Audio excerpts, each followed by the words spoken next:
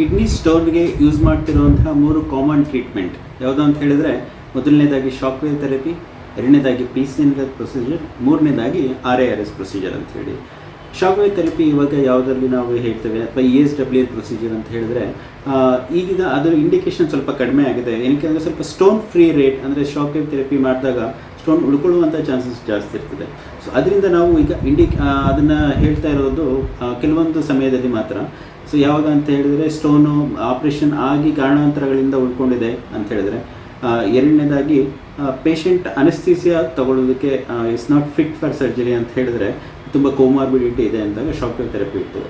ಎರಡನೇದಾಗಿ PCNR procedure, stone size ತುಂಬಾ ದೊಡ್ಡದಿದೆ ಅಂತ ಹೇಳಿದ್ರೆ, ನಾವು ಲೈಕ್ ಮೋರ್ ದೆನ್ 3 ಸೆಂಟಿಮೀಟರ್ ಇದೆ ಅಂತ ಹೇಳಿದಾಗ PCNR ಪ್ರೊಸೀಜರ್ ಮಾಡ್ತೇವೆ. ಇಲ್ಲಿ ನಾವು ಪೆನ್ನಿನಿಂದ ಹೋಲ್ ಮಾಡಿ, ಕಿಡ್ನಿಗೆ ಸಣ್ಣ ಹೋಲ್ ಮಾಡಿ, ಲೆಸ್ ದೆನ್ 5 mm ಅಷ್ಟು ಹೋಲ್ ಮಾಡ್ತೇವೆ ಅಷ್ಟೇ.